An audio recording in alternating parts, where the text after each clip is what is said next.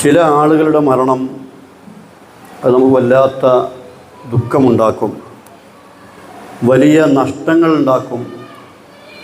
നികത്തപ്പെടാൻ കഴിയാത്ത നിലക്കുള്ള ചില അവസ്ഥയിൽ അതിൽപ്പെട്ട ഒന്നാണ് മഹാനായ സമസ്ത കേരള ജമിയത്തുൽ ഉലമയുടെ ജനറൽ സെക്രട്ടറിയും ജാമിയ നൂരിയ അറബിക് കോളേജിൻ്റെ പ്രിൻസിപ്പളുമായിരുന്ന ഷെയ്ഖുൽ ജാമിയ ആലിക്കുട്ടി ഉസ്താദിൻ്റെ വേർപാട്. മൗത്തുൽ ആലിമി മൗത്തുൽ ആലം എന്നൊരു വാക്കുണ്ട്. ഒരു പണ്ഡിതൻ്റെ മരണം എന്ന് പറയുന്നത് അത് ലോകത്തിൻ്റെ തന്നെ മരണമാണ് എന്ന്. അതെന്തുകൊണ്ട് എന്ന് ചോദിച്ചാൽ ആ പണ്ഡിതനിൽ നിന്ന് ലഭിച്ചിരുന്ന വിജ്ഞാനങ്ങളും ഉപദേശ നിർദ്ദേശങ്ങളും അതുപോലെ തന്നെ ആ പണ്ഡിതൻ്റെ സംസ്കരണങ്ങളുമൊക്കെ ആ ഒരു പണ്ഡിതൻ്റെ മരണത്തോടുകൂടെ അവസാനിച്ചു പോവുകയാണ്. മഹാനായ പ്രവാചകൻ സല്ലല്ലാഹു അലൈഹി വസല്ലം തങ്ങളുടെ ഒരു ഹദീസിൽ നമുക്ക് കാണാം, ഖിയാമത്ത് നാളിൻ്റെ അടയാളമായി യുർഫഉൽ ഇൽമു, വിജ്ഞാനത്തെ ഉയർത്തപ്പെടുക എന്ന്. അതിന് മഹാന്മാർ വ്യാഖ്യാനം നൽകിയത് ഇവിടെയുള്ള വിജ്ഞാനം ഒന്നിച്ചങ്ങൾ ഉയർന്നു പോകുമെന്നല്ല, നേരെ മറിച്ച് അഗാധമായ ജ്ഞാനമുള്ള വലിയ വലിയ പണ്ഡിതന്മാർ, മഹത്തുക്കൾ, അവർ ഈ ലോകത്തോട് വിട പറയുകയും പിന്നീട് ആ സ്ഥാനത്ത് അല്പജ്ഞാനികൾ രംഗപ്രവേശനം ചെയ്യുകയും ചെയ്യും. അവരോട് ആളുകൾ ഫത്വ ചോദിക്കും. അപ്പോൾ അവർ ഫത്വ നൽകും. അവർ നൽകുന്ന ഫത്വകൾ അതവർക്ക് വ്യക്തമായ അഗാധമായ വിഷയത്തിലുള്ള ജ്ഞാനമുണ്ടായിട്ടാവില്ല. അവരെ വിവരക്കേടിൻ്റെ പേരിലുള്ള ഫത്വകൾ നൽകും. അങ്ങനെ അവരും പിഴക്കും, അവർ മറ്റുള്ളവരെ പിഴപ്പിക്കുകയും ചെയ്യും എന്ന് മഹാനായ പ്രവാചകൻ സല്ലല്ലാഹു അലൈഹി വസല്ലം തങ്ങളുടെ ഈ ഹദീസിനെ വ്യാഖ്യാനിച്ചിട്ടുണ്ട്. അപ്പോൾ അതുകൊണ്ട് തന്നെ മഹാനായ ആലിക്കുട്ടി ഉസ്താദിനെ സംബന്ധിച്ചുള്ള നമ്മൾ മനസ്സിലാക്കുമ്പോൾ അദ്ദേഹം എല്ലാ വിഷയങ്ങളിലും അഗാധമായ ജ്ഞാനം കരസ്ഥമാക്കിയ വലിയ ഒരു മഹാപണ്ഡിതനായിരുന്നു. ഫിഖ്ഹി വിഷയങ്ങളാവട്ടെ, ഹദീസിൻ്റെ വിഷയങ്ങളാവട്ടെ, ഇനി ഭൗതിക വിജ്ഞാനങ്ങളെക്കുറിച്ചാവട്ടെ, അതിനെക്കുറിച്ചൊക്കെ അദ്ദേഹം വലിയ പാണ്ഡിത്യം കരസ്ഥമാക്കിയിരുന്നു എന്നുള്ളതാണ്. നമുക്കറിയാം, നമ്മളൊക്കെ ഇപ്പോൾ ഒരുപാട് അനുസ്മരണ പ്രഭാഷണങ്ങളൊക്കെ കേട്ടവരാണ്. മഹാനായ ആലിക്കുട്ടി ഉസ്താദ് തൻ്റെ വല്ലുപ്പയിൽ നിന്ന് തന്നെ പ്രാഥമിക വിജ്ഞാനം തുടക്കം കുറിച്ച് ചെറുപ്രായത്തിൽ തന്നെ ദർസിൽ ഓതാൻ പോയി അങ്ങനെ പഠിക്കാൻ തുടങ്ങിയ അദ്ദേഹം സത്യത്തിൽ 7 ദിവസമാണ് അദ്ദേഹം സ്കൂളിൽ പോയിട്ടുള്ളൂ. എന്നാൽ 7 ദിവസം മാത്രം സ്കൂളിൽ പോയ ഉസ്താദ് പിന്നീട് അദ്ദേഹത്തിൻ്റെ ആ അഗാധമായ ജ്ഞാനം കരസ്ഥമാക്കാനുള്ള ആ വലിയ ആഗ്രഹം, കഠിനാധ്വാനം, അതിൻ്റെ ഫലമായി ഇംഗ്ലീഷും ഉറുദുവും അതുപോലെ തന്നെ അറബിയും മലയാളവും ഒക്കെ ആ ഭാഷകളൊക്കെ അത് വളരെ ആഴത്തിൽ തന്നെ പഠിക്കാൻ തയ്യാറാവുകയും അത് കരസ്ഥമാക്കുകയും അതിലൂടെ അദ്ദേഹം ലോകത്തിൻ്റെ നാനാ ദിക്കുകളിൽ സഞ്ചരിച്ചുകൊണ്ട് ഇസ്ലാമിൻ്റെ ആശയാദർശങ്ങൾ, അഹ്ലുസുന്നത്തി വൽ ജമാഅത്തിൻ്റെ ആശയാദർശങ്ങൾ അത് പ്രചരിപ്പിക്കാനും അത് പ്രകടിപ്പിക്കാനും അദ്ദേഹത്തിന് കഴിഞ്ഞു എന്നുള്ളതാണ് സത്യം. നമുക്കറിയാം, ഒരു മനുഷ്യന് മറ്റുള്ളവരുടെ ഇടയിൽ സ്വീകാര്യത എന്ന് പറയുന്നത് ഏറ്റവും വലിയ സ്വീകാര്യത സ്വന്തം നാട്ടിലുണ്ടാവുക എന്നുള്ളതാണ്, അല്ലേ? സ്വന്തം നാട്ടിലൊരാൾക്ക് സ്വീകാര്യത ഉണ്ടെങ്കിൽ പിന്നെ അയാൾക്ക് വേറെ പ്രശ്നമൊന്നുമില്ല. ചില ആളുകളൊക്കെ നമുക്കറിയാം, മറ്റുള്ളവരുടെ ഇടയിൽ പല സ്ഥലങ്ങളിലൊക്കെ അയാൾ വലിയ ആളാവും, നാട്ടിൽ ചെന്ന് അന്വേഷിക്കുക അയാൾ 0 ആയിരിക്കും. അപ്പോൾ മഹാനായ ആലിക്കുട്ടി ഉസ്താദ് തൻ്റെ 16-ാമത്തെ വയസ്സിൽ തന്നെ അദ്ദേഹം തൻ്റെ സ്വന്തം നാട്ടിലെ ഖത്തീബായി ചുമതലയേറ്റു, ഖത്തീബായി എന്നുള്ളതാണ്. പിന്നീട് 19 എന്നും 20 എന്നും പറയുന്നുണ്ട് വയസ്സിൽ ആ സ്വന്തം നാട്ടിലെ കാളിയായി എന്നുള്ളതാണ്. സ്വന്തം നാട്ടിലെ കാളിയായി അത് 81ാമത്തെ വയസ്സിൽ മരിക്കുന്നത് വരെയും ആ നാട്ടിലെ കാളി ബഹുമാനപ്പെട്ട ഉസ്താദ് തന്നെയാണ്. അപ്പോൾ സ്വന്തം നാട്ടുകാർക്കിടയിൽ ഉസ്താദിന് എത്രമാത്രം സ്വീകാര്യതയുണ്ടായിരുന്നു എന്നുള്ളതാണ് അതിൽ നമുക്ക് മനസ്സിലാക്കാൻ കഴിയുന്നത്. ബഹുമാനപ്പെട്ട ഉസ്താദ് അദ്ദേഹം കാലെടുത്ത് വെച്ച കൈവച്ച എല്ലാ മേഖലകളും അത് തന്നെ കൊണ്ട് കഴിയുന്ന നിലക്ക് അദ്ദേഹത്തിൻ്റെ ആ കയ്യൊപ്പ് ചാർത്തിയിട്ടുണ്ട് എന്നുള്ളതാണ്. നമുക്കറിയാം, നമ്മുടെ നാട്ടിലൊരു ഹജ്ജ് കമ്മിറ്റി ഉണ്ട് അല്ലേ? അതുവരെ ഹജ്ജ് കമ്മിറ്റിയുടെ ചെയർമാൻമാരായിരുന്നത് ജനപ്രതിനിധികളായിരുന്നു, ഒന്നിരിക്കൽ MLA അല്ലെങ്കിൽ MP. എന്നാൽ ബഹുമാനപ്പെട്ട ഉസ്താദിൻ്റെ ആ കഴിവും മഹത്വവും മനസ്സിലാക്കിയിട്ട് നമ്മുടെ ഗവൺമെൻറ് മഹാനായ ഉസ്താദിനെ ഹജ്ജ് കമ്മിറ്റിയുടെ ചെയർമാനാക്കി. പിന്നീട് ഉസ്താദിൻ്റെ പ്രവർത്തനം കണ്ടിട്ട് കേന്ദ്ര ഗവൺമെൻറ് കേന്ദ്ര ഹജ്ജ് കമ്മിറ്റിയുടെ വൈസ് ചെയർമാനാക്കി മാറ്റി. ആ കാലഘട്ടത്തിൽ ആ സത്യത്തിൽ പറഞ്ഞാൽ ഹജ്ജ് കമ്മിറ്റി എന്നൊരു കമ്മിറ്റി ഇവിടെ ഉണ്ട് എന്നുള്ളതും ആ ഹജ്ജ് കമ്മിറ്റി കൊണ്ട് ഇവിടുത്തെ ഹാജിമാർക്ക് എത്രമാത്രം സേവനം ചെയ്യാൻ കഴിയും, എത്രമാത്രം അവർക്ക് ഉപകാരപ്രദമായ കാര്യങ്ങൾ ഇവിടെ നടപ്പിലാക്കാൻ കഴിയും എന്ന് പ്രവർത്തനത്തിലൂടെ കാണിച്ചു തന്നു എന്നുള്ളതാണ് ബഹുമാനപ്പെട്ട ആലിക്കുട്ടി ഉസ്താദ്. ആലിക്കുട്ടി ഉസ്താദിൻ്റെ ആ ശ്രമഫലമായിട്ടാണ് സത്യത്തിൽ മലപ്പുറത്ത് ഇവിടെ നമ്മുടെ കരിപ്പൂർ വിമാനത്താവളത്തിനടുത്ത് ഒരു ഹജ്ജ് ഹൗസ് തന്നെ വന്നത് ബഹുമാനപ്പെട്ട ഉസ്താദിൻ്റെ ശ്രമഫലമായിക്കൊണ്ടാണ്. അങ്ങനെ ഓരോന്നെടുത്ത് പരിശോധിച്ച് നോക്കിയാൽ ബഹുമാനപ്പെട്ട ഉസ്താദിൻ്റെ പാണ്ഡിത്യം ഇവിടുത്തെ ഗവൺമെൻറ്റുകൾ പോലും അംഗീകരിച്ചു എന്നുള്ളതാണ്. അദ്ദേഹത്തിൻ്റെ ആ അറിവും അത് ഉപകാരപ്പെടുത്താൻ മാനവശേഷി വകുപ്പിൻ്റെ കീഴിൽ പ്രവർത്തിക്കുന്ന ഹിഫ്ലു എന്ന് പറയുന്ന ഒരു യൂണിവേഴ്സിറ്റി ഉണ്ട്. ആ യൂണിവേഴ്സിറ്റിയിൽ അതിൻ്റെ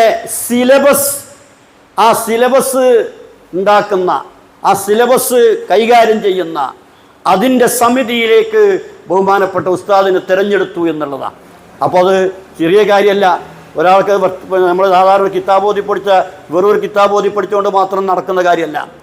അഥവാ ആധുനിക സമസ്യകളോട് എങ്ങനെ പെരുമാറണം, അതിനെ എങ്ങനെ കണ്ടെത്തണം, അതിനെ അഭിമുഖീകരിക്കണം, അതിനോട് എങ്ങനെ സംവദിക്കണം എന്നൊക്കെ മഹാനായ ഉസ്താദിന് കഴിഞ്ഞിരുന്നു എന്നുള്ളതാണ്.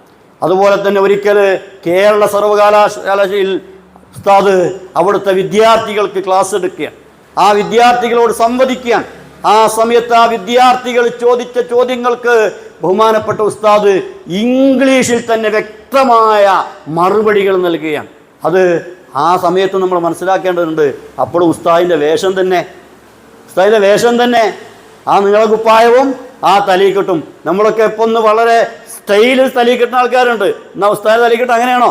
അല്ല അല്ലേ? ഒരു വാലിട്ട് കൊണ്ടുള്ള ആ ഒരു തലീക്കെട്ട്. ആ തലീക്കെട്ടോടുകൂടെ ഇന്നത്തെ ആധുനിക തലമുറ മനസ്സിലാക്കേണ്ടതുണ്ട്. എന്തെങ്കിലും അല്പം വിജ്ഞാനം കിട്ടുമ്പോഴത്തേനും അല്ലേ, ഒരു അല്പം 2 ഇംഗ്ലീഷ് പറയാൻ കഴിയുമ്പോഴത്തേനും പിന്നെ തലീക്കെട്ടൊക്കെ പോയി, പിന്നെ തൊപ്പി കുറച്ച് കഴിയുമ്പോൾ തൊപ്പിയും പോകും, പാൻറ്റും ഷർട്ടുമായിട്ട് മാറും. ഏത് നമ്മുടെ ദീനി വിജ്ഞാനം പഠിച്ച ആളുകളുടെ അവസ്ഥയിൽ പറയണത്. എന്നാൽ ബഹുമാനപ്പെട്ട ഉസ്താദ് ലോകത്തിൻ്റെ ഒട്ടുമിക്ക ഭാഗങ്ങളിലും അവിടെയൊക്കെ എത്തിപ്പെടുകയും അവിടെയൊക്കെ ഇസ്ലാമിൻ്റെ കാഴ്ചപ്പാടുകൾ അവിടെയൊക്കെ പ്രബന്ധങ്ങളായിക്കൊണ്ടും പഠനങ്ങളായിക്കൊണ്ടും അവതരിപ്പിച്ചിരുന്നു എന്നുള്ളതാണ് അല്ലേ. അതുകൊണ്ട് തന്നെ നമുക്കറിയാം, വേൾഡ് അടിസ്ഥാനത്തിലുള്ള റാബിത്തത്തുൽ ഇസ്ലാമിയ എന്ന് പറയുന്ന വേൾഡ് അടിസ്ഥാനത്തിലുള്ള ഇസ്ലാമിക പണ്ഡിതന്മാരുടെ പണ്ഡിത സഭ, നമ്മുടെ കേരളത്തിലുള്ള സമസ്ത കേരള ജമിയത്തുൽ ഉലമ പോലെ മക്ക ആസ്ഥാനമായി കൊണ്ട് പ്രവർത്തിക്കുന്ന ആ പണ്ഡിത സഭയിലേക്ക്, അതിൻ്റെ ഫിഖ്ഹി കൗൺസിലിലേക്ക് ബഹുമാനപ്പെട്ട ഉസ്താദിനെ തിരഞ്ഞെടുക്കപ്പെട്ടു എന്നുള്ളതാണ്. അതെന്തുകൊണ്ടാണ്? അവിടെ വരുന്ന ചെറിയ ചെറിയ പണ്ഡിതന്മാരല്ല, വലിയ വലിയ പണ്ഡിതന്മാർ. ആ വലിയ വലിയ പണ്ഡിതന്മാർ അവിടെ വന്നിട്ട് അവരെ അഭിപ്രായങ്ങൾ, അവരുടെ ക്ലാസ്സുകളും മറ്റൊക്കെ അവതരിപ്പിക്കുമ്പോൾ അവിടെ തൻ്റെ ആ കാഴ്ചപ്പാടും താൻ പഠിച്ചതും അഹ്ലുസുന്നത്തി വൽ ജമാഅത്തിൻ്റെ ആശയാദർശങ്ങളുമൊക്കെ വളരെ വ്യക്തമായി സമർത്ഥിക്കാൻ ഉസ്താദിന് കഴിഞ്ഞിരുന്നു എന്നുള്ളതാണ്.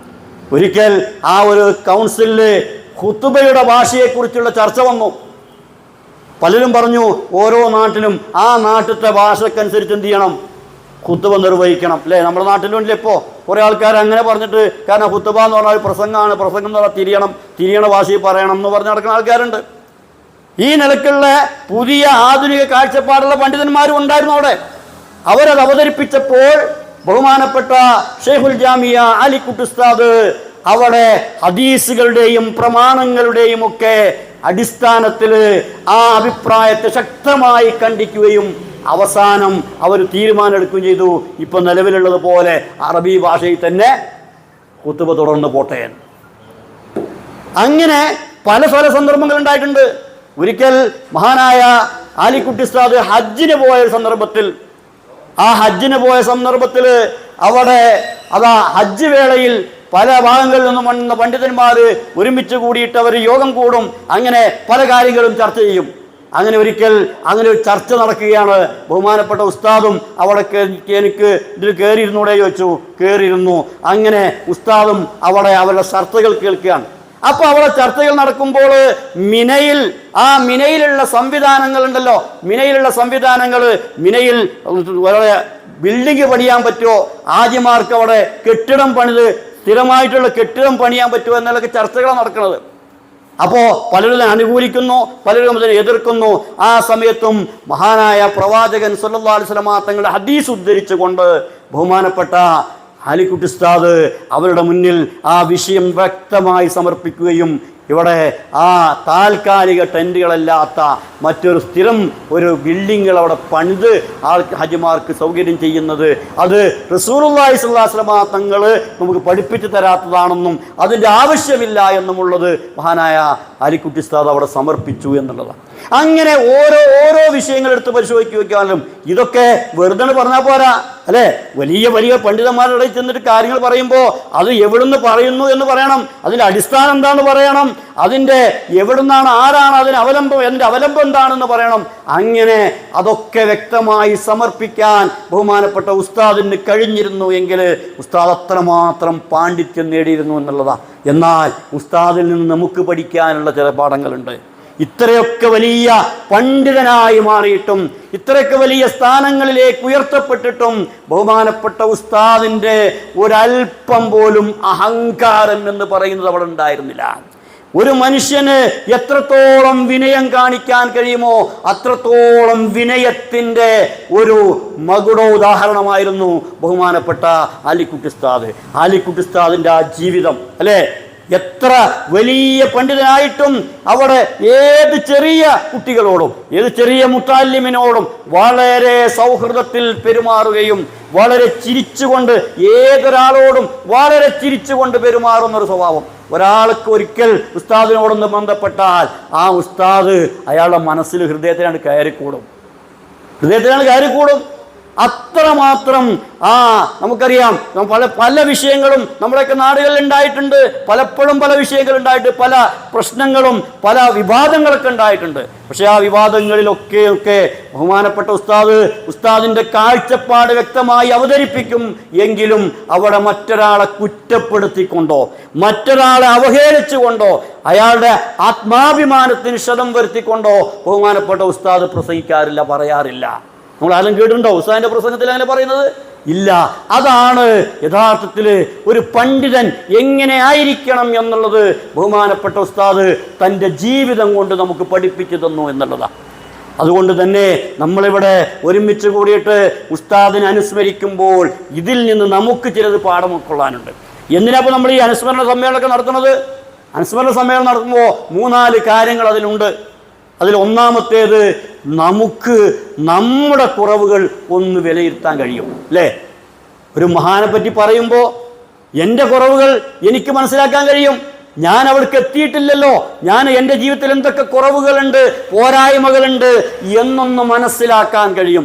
അതുപോലെ തന്നെ ആ മഹാന്മാരെ അവരെ അനുധാവനം ചെയ്യണമെന്നും അവരെ പിൻപറ്റണമെന്നും അവരിൽ നിന്ന് പാഠം ഉൾക്കൊണ്ടുകൊണ്ട് ജീവിക്കണമെന്നുമുള്ളൊരു പ്രചോദനം നമുക്കിതിൽ നിന്ന് ലഭിക്കും.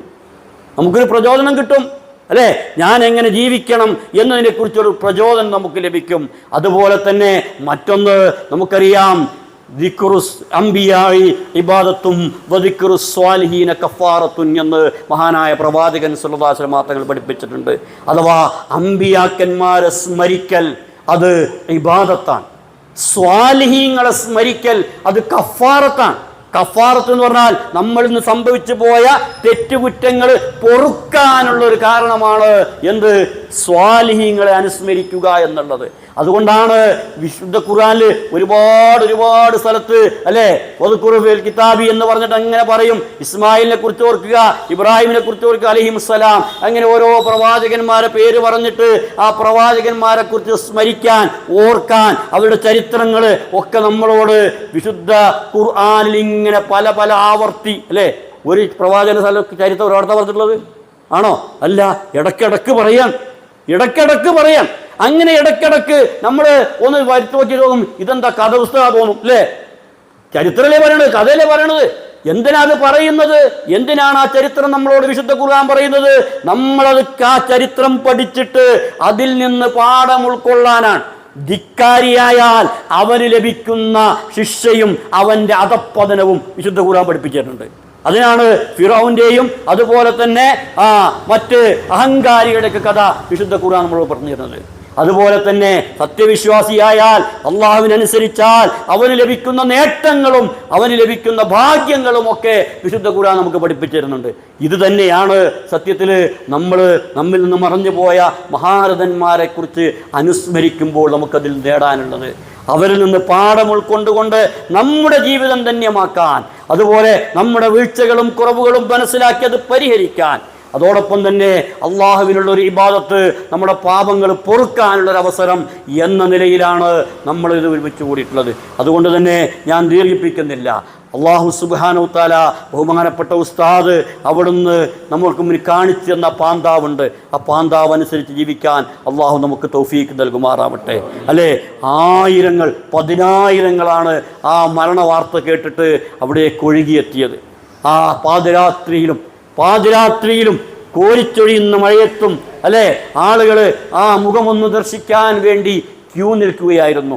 70 ചില്ലാനും പ്രാവശ്യം ബഹുമാനപ്പെട്ട ഉസ്താദിൻ്റെ പേരിൽ അവിടെ ജനാസ നിസ്കാരം നടന്നു എന്നുള്ളതാണ്. അപ്പോൾ ഇതൊക്കെ നമുക്ക് പഠിപ്പിച്ചു തരുന്നത് ഒരാൾക്ക് ഈ ലോകത്ത് നേടിയെടുക്കാൻ കഴിയുന്ന ഏറ്റവും വലിയ അനുഗ്രഹങ്ങളാണ്, നേട്ടങ്ങളാണത്. അത് നമുക്കും നേടിയെടുക്കാൻ കഴിയും അല്ലേ. ഞാൻ നേരത്തെ പറഞ്ഞില്ലേ, ബഹുമാനപ്പെട്ട ഉസ്താദ് തൻ്റെ 7ാമത്തെ വയസ്സിൽ തന്നെ ദർസിലേക്ക് ഓതാൻ പോയ ആളാ. അവിടുന്ന് അങ്ങോട്ട് കഠിനാധ്വാനം കൊണ്ട് നേടിയെടുത്തതാണ് ഇന്ന് അദ്ദേഹത്തിന് ഈ ലഭിച്ച നേട്ടങ്ങളൊക്കെ. അപ്പം അതുകൊണ്ട് നമ്മൾ അലസരാവണമെന്നല്ല, നമുക്കും നേടിയെടുക്കാൻ കഴിയും, നമുക്കും നമ്മുടെ ജീവിതം ധന്യമാക്കാൻ കഴിയും. അല്ലാഹു തആല അതിന് തൗഫീക്ക് നൽകുമാറാവട്ടെ. ഉസ്താദ് ഈ ദീനിന് വേണ്ടി, അഹ്ലുസുന്നത്തി വൽ ജമാഅത്തിന് വേണ്ടി, സമസ്ത കേരള ജംഇയ്യത്തുൽ ഉലമയ്ക്ക് വേണ്ടി ചെയ്ത എല്ലാ സേവനങ്ങളും അല്ലാഹു തആല സ്വീകരിക്കുകയും അർഹമായ പ്രതിഫലം നൽകി അനുഗ്രഹിക്കുകയും ചെയ്യട്ടെ. അത് അദ്ദേഹത്തിൻ്റെ പാരത്രീയത്തിൽ അല്ലാഹു തആല ദറജകൾ അല്ലാഹു തആല ഉയർത്തി കൊടുക്കുമാറാവട്ടെ.